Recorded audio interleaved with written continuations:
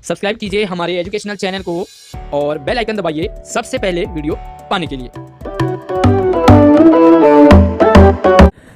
प्यारे बच्चों, क्लास छठी सब्जेक्ट विज्ञान की वर्कशीट नंबर 36 में आज हम पढ़ने और समझने वाले हैं प्रकाश, छाया एवं परावर्तन।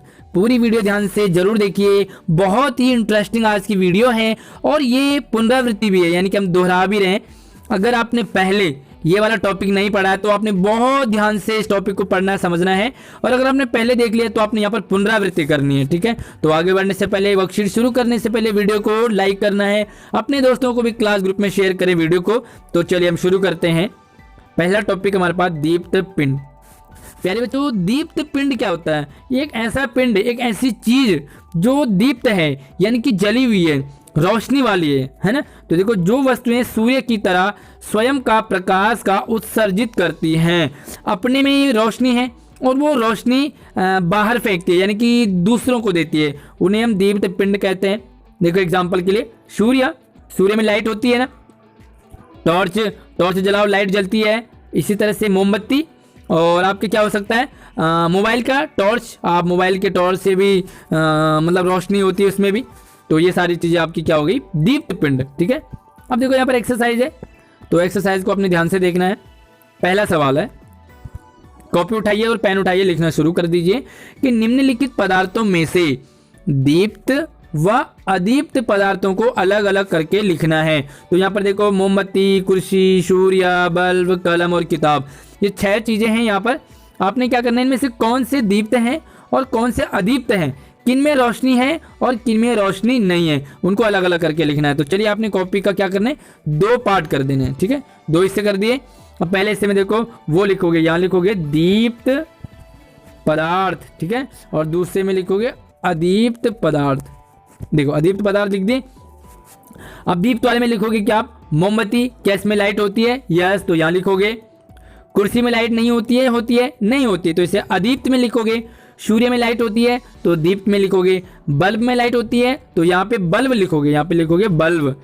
इसी तरह से कलम और किताब, इनमें लाइट नहीं होती है तो यहाँ पे लिखोगे आप कलम। ठीक है, अदीप्त वाले में, और किताब भी यहाँ पर लिखोगे। ठीक है, तो उम्मीद करूंगा पहला सवाल हमारा क्लियर हो गया।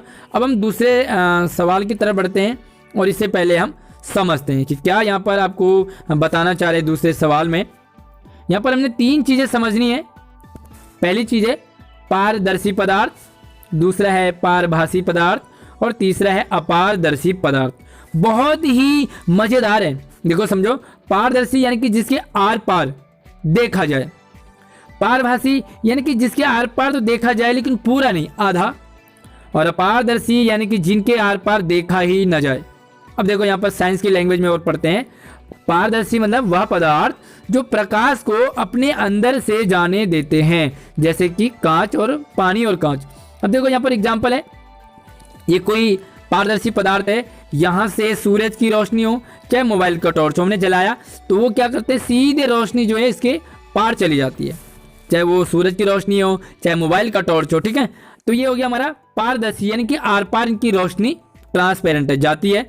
दूसरा देखो, पारभासी है, वह पदार्थ जो प्रकाश को पूरी तरह से अपने अंदर से जाने नहीं देते लेकिन थोड़ा थोड़ा जाने देते हैं, जैसे चिकना कागज। तो आपने कागज लेना, फिर से हम देखो यहाँ पर, ये कोई चीज़ है पारभासी। यहाँ से हमने फिर से मोबाइल का टॉर्च जलाया, तो यहाँ से क्या होता है, लाइट पार तो जाती है लेकिन पूरी नहीं, छन छन के जाएगी, कम जाएगी, है ना। तो इसे कहते हैं हम पारभासी। जैसे कि आप कपड़ा ले लो, आज आपने क्या करना है, कपड़े में अपने मोबाइल का टॉर्च जलाना है, कोई भी आपकी कमीज हो, आपका कुछ भी कपड़ा हो सकता है, उसमें अपने मोबाइल का टॉर्च जलाना है, तो पार जो है लाइट दिखेगी लेकिन आपको छन छन के दिखेगी।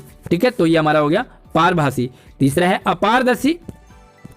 अब देखो, वे पदार्थ जो प्रकाश को अपने अंदर से जाने ही नहीं देते, जैसे कि दीवार। देखो यहाँ पर दीवार है, हमने फिर से मोबाइल का टॉर्च जलाया, तो क्या दीवार के पार जाती है? नहीं जाती है, यहाँ इधर जो अंधेरा रहेगा, तो इसे कहेंगे हम अपारदर्शी, यानी कि आर पार जिसके लाइट नहीं जाएगी। अब देखो, उम्मीद करेंगे इसमें अपारदर्शी में क्या आ जाएगा आपका, एक जैसे लकड़ी की दीवार, सॉरी लकड़ी का दरवाजा है ना, तो उसके आर पार रोशनी नहीं जाती है। अब सवाल हमारे पास है यहाँ पर, पारदर्शी और पारभासी पदार्थों में अंतर बताना है, प्रत्येक का एक एक उदाहरण भी लिखना है। अब आपने कॉलम बनाने, यहाँ पे लिखोगे पारदर्शी और यहाँ पे लिखोगे पारभासी। अब समझ में तो आ गया होगा आपको। पारदर्शी यानी कि आर पार जाए जाओ को, यहाँ पे लिखोगे कि रोशनी आर पार जाती है, ठीक है, रोशनी आर पार जाएगी। और यहाँ पे लिखोगे पारभासी में रोशनी आर पार कम जाएगी, ठीक है, इसमें पूरी जाएगी, इसमें लिखोगे रोशनी आर पार पूरी जाएगी, इसमें लिखोगे रोशनी आर पार कम जाएगी। आप चाहे तो इसे यहाँ से भी लिख सकते हैं, ये देखो ये वाला लिख दिया। अब इस वाले को आपने पारभासी कॉलम में लिखना है, इसमें आपने पारदर्शी और पारभासी में। अब एग्जाम्पल भी आपको यहाँ पर दे रखे हैं, पानी और कांच, ये पारदर्शी है। और यहाँ पे लिख दोगे चिकना कागज, या हम लिख सकते हैं यहाँ पर कपड़ा जो पारभासी है, ठीक है। तो चलिए उम्मीद करूंगा दूसरा सवाल भी आप कर लोगे। तीसरे सवाल को देखते हैं कि क्या इसमें कहते हैं, थोड़ा सा इससे पहले हम पढ़ते हैं और समझते हैं। छाया क्या होती है? जब प्रकाश की किरण को किसी अपारदर्शी वस्तु द्वारा रोक लिया जाता है तो एक गहरा काला धब्बा बन जाता है। देखिए यहाँ पर देखो, हमने मोबाइल का टॉर्च जलाया और यहाँ पे हमने जो है कोई चीज़ रख दी, कोई चीज़ कहें आप, कुछ भी फट्टा रख दिया आपने, लकड़ी का रख दिया, या आपने गत्ता रख दिया, गत्ता बोले तो कॉपी का गत्ता मोटा वाला, तो ये क्या करेगा, लाइट को यहाँ नहीं जाने देगा। लेकिन यहाँ पे जितने में ये गत्ता आपने रखा है उतना यहाँ पर क्या पड़ जाएगा, काला निशान सा पड़ जाएगा। तो यही काला निशान आपका क्या है, छाया, और इसी को अंग्रेजी में शैडो कहते हैं, है ना। देखो अब निम्नलिखित प्रश्न का उत्तर देना आपने, इसे देख करके इस सवाल का उत्तर देना है। तो चलिए हम पहले यहाँ पर छाया देख लेते हैं।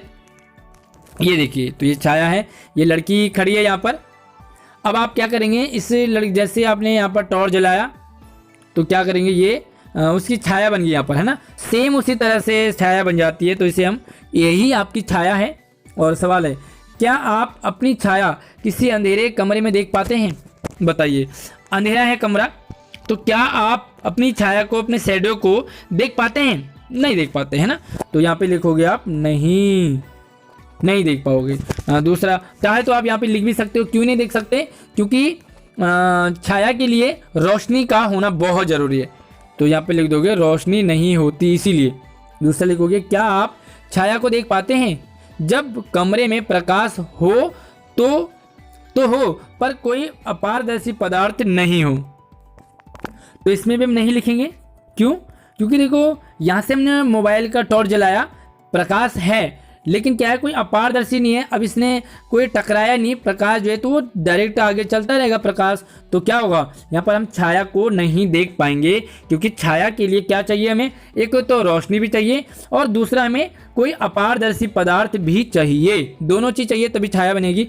अब देखो, छाया को देखने के लिए हमें किन किन चीज़ों की आवश्यकता होती है, तो अब यहाँ पर इन दोनों का ऊपर जो है, पहली चीज़ हमें चाहिए, देखो आप लिखोगे कि छाया को देखने के लिए हमें रोशनी, पहली चीज लिखोगे रोशनी, और दूसरी चीज लिखोगे अपारदर्शी पदार्थ, दोनों की जरूरत पड़ती है। तो चलिए, उम्मीद है आपको वीडियो पसंद आया होगा। वीडियो को लाइक कीजिए, शेयर कीजिए अपने सभी दोस्तों को। धन्यवाद।